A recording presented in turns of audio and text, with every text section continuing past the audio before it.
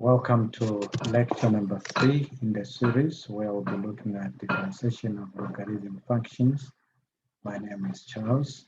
The presentation outline will look as follows. I will briefly give an introduction to logarithm functions. Then we'll look at how to carry out derivation of logarithm functions, derivation of functions using chain rule. We'll also look at how to derive logarithm functions using quotient rule, as well as using laws of logarithm. For complicated products and quotients, differentiation is easier if the logarithm of the function is taken before differentiating. This technique is sometimes called logarithm differentiation and is achieved with the knowledge of the laws of logarithm, differential coefficients of logarithm function, as well as differentiation of implicit function. You recall from lecture number 1 and 2, we did find the derivative of a simple natural logarithm function, len x, and that gave us 1 over x. For such simple, you can always use the standard method of the differentiating logarithm function. But like I said, later on, we have now complicated natural logarithm functions, and for such we have various methods that we can use. Let's look at now how we can use derivative, or we can find a derivative of natural log function using the chain rule. Given a function y equals len sine x, now if you look at this function here, you will notice that y equals len sine x is a bit more complicated in the sense that the natural log here involves a sine x function. The others that we were looking at could just be, a function involving x like that, under which if we differentiate this would give us 1 over x.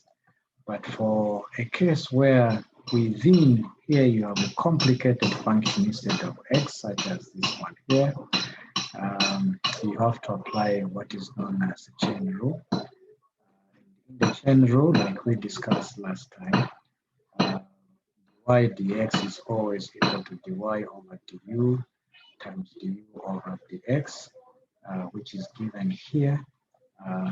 Basically, that's our chain rule.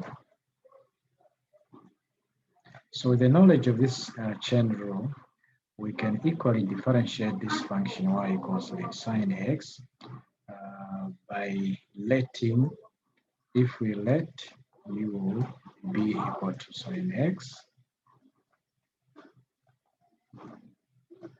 then find the derivative of u with respect to x, and that will give us the derivative of sine x, which is basically cos x. Okay, then you can also now write y equals len u, after letting u equal to sine x, then find the derivative dy over du, which will simply be 1 over u. Therefore, using the chain rule, you can find dy over dx simply dy over du in this case is 1 over u multiplied by du over dx, which is cos x, and then finally substituting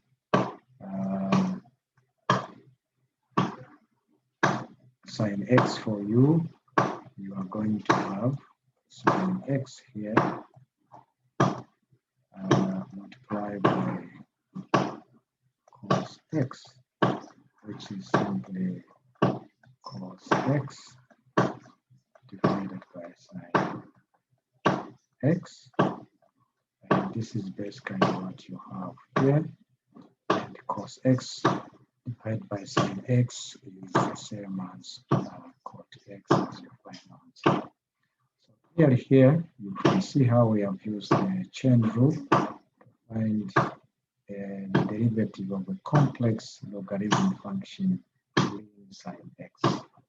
In example number 2, we have another function involving a natural log y equals lean 3x squared plus -1. So again, if you look at this natural logarithm function, it is this function here which makes it complicated, and therefore we can again use the chain rule to find the derivative of such a natural logarithm function. And all we do is, again, we say let u be equal to 3x squared plus 2x minus 1, and then find the derivative of this du over dx. Since equation u has a variable x, therefore we can find the derivative of u with respect to x, which basically will give us 6x plus 2. Then again, you can now have y equals lean u, therefore du dy over du will simply be 1 over u. And therefore, using the chain rule, we can calculate dy over dx as simply dy over du, which is 1 over u, from this, multiplied by du over dx, which is 6x plus 2. This will equal to 6x plus 2 divided by, substitute for the value of u, which is 3x squared plus 2x minus 1, which is basically what we found here. Let's look at example number 3. In example number 3, what you have again is lean y equals lean x squared minus 2x.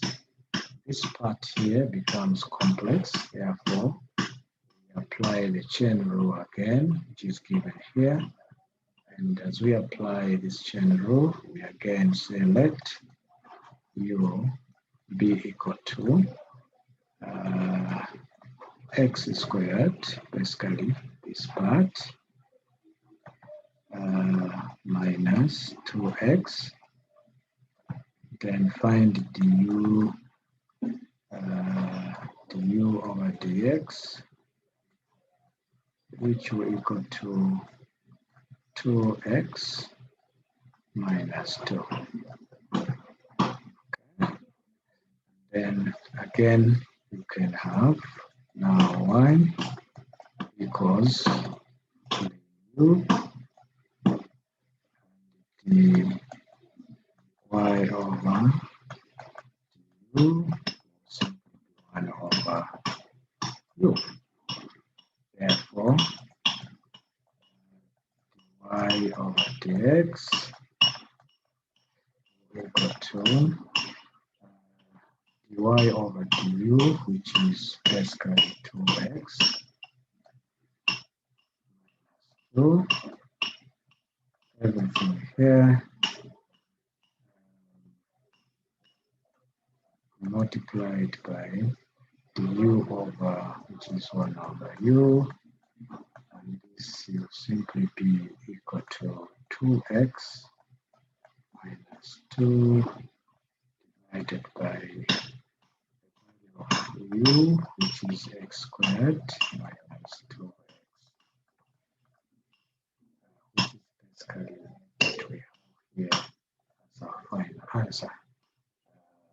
Next rule, which is logarithm using the quotient rule. And like we discussed in lecture number 2, the quotient rule is given by this function here, which is dy over dx being equal to v differentiate the first term u, which in this case this is the first term, and that's v a second term, and the two are being divided. And because there is a lien involved, we have to apply the quotient rule here. So it's the second term differentiate the first minus first term differentiate the second divided by the square of the second term, which is v squared in this case. So the quotient rule basically is used where you have a natural logarithm function being divided by another function. The moment we see a division sign there, then it calls for use of the quotient rule. So our u in this case is ln x, and therefore du over dx is equal to 1 over x, and our v in this case is x, therefore du over dx is equal to 1.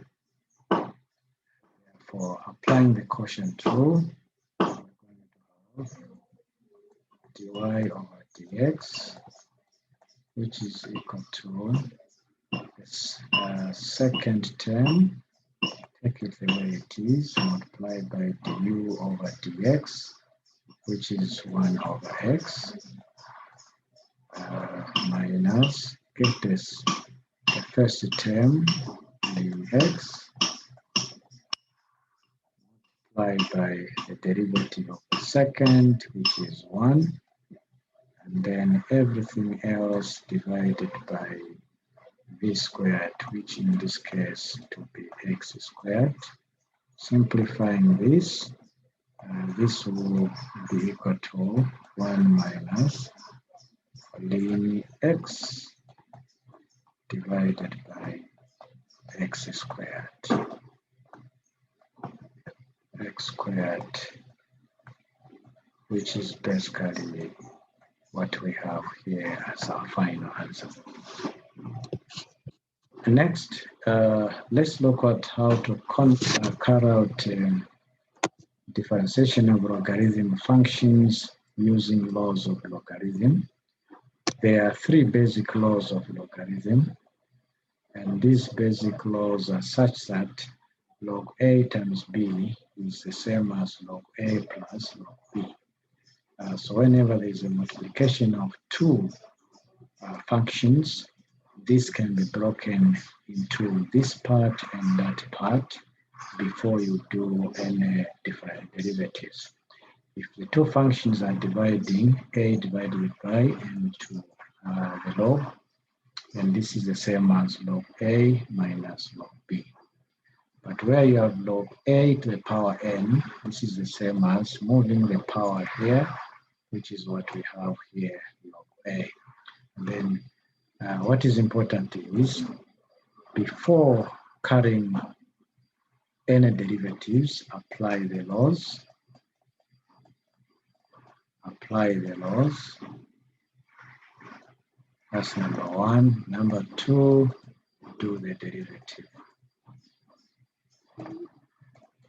Always remember these 2 procedures. The second thing to remember is, you can also, these 3 laws can also be written in terms of natural logs.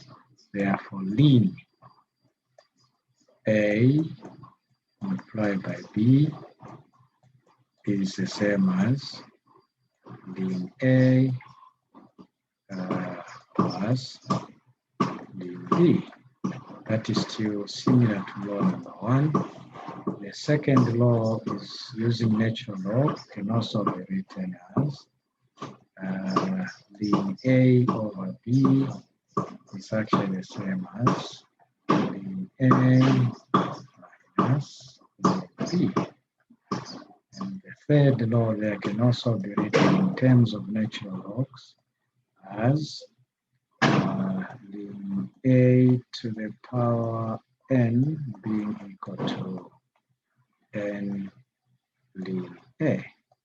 So whether you're using natural logs or log to the base of 10, these will always give, the laws will remain the same.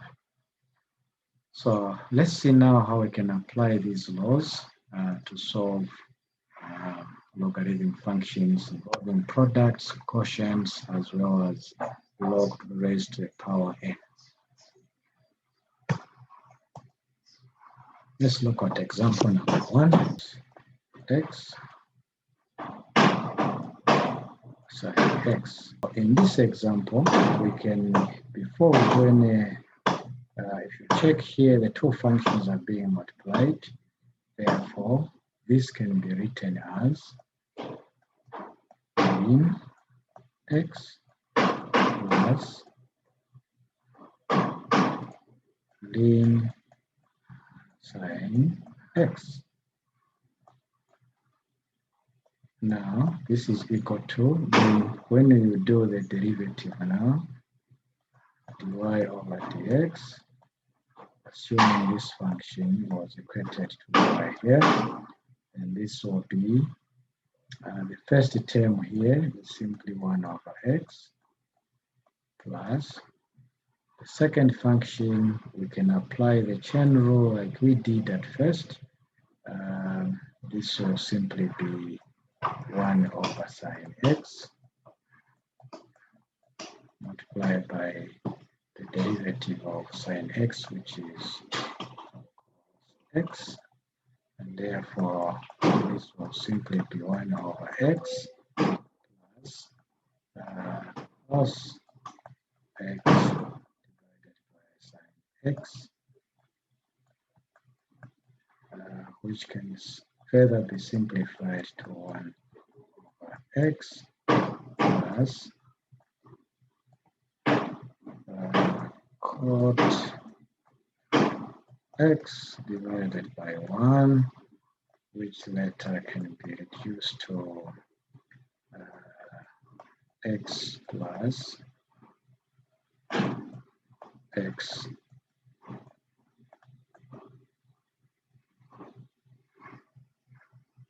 okay, it can reduce to x into there, and this will be 1, sorry, 1 plus x cot x, which is simply 1 plus x cot x divided by x as our final answer. In this next example, we are basically going to look at where it involves two linear functions which are such that the two are dividing each other. We can again apply the laws of logarithm, which is law number 2. So here, apply law number 2, and applying law number 2, this function here, before we derive it, let's break it.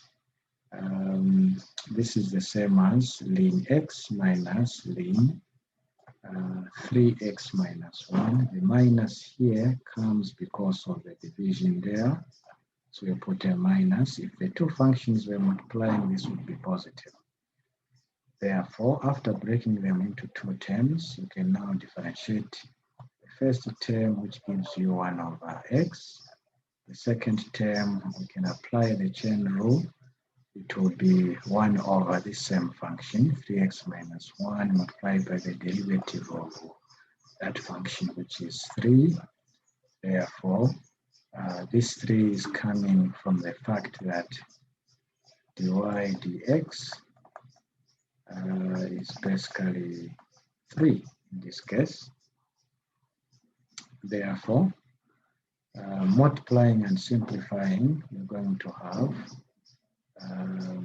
the 3 coming on top here, finding the common denominator of x, and the 3x minus 1, which is this one here, and then multiplying, this gives, the denominator, which is given by this. Therefore, you can factor the 3x here, and the 3x will cancel, remain with a minus 4, which is what we have here. The next example, it involves the use of the third law of logarithm, which is this part here. This one uses the law in a to the power n, which will equal to ln a, and in this case our a is the x there, while our n is the 2. Okay, so what we do is to move the power before the 2 move this side, which is what we have here. Then you have ln x, then you can differentiate this aspect. Well, the coefficient, put it outside the way it is here. And the derivative of ln x is basically 2 1 over x. And when you apply these, you get 2 over x as your final answer. This marks the end of this presentation. Please do remember to go to our reference text for more examples.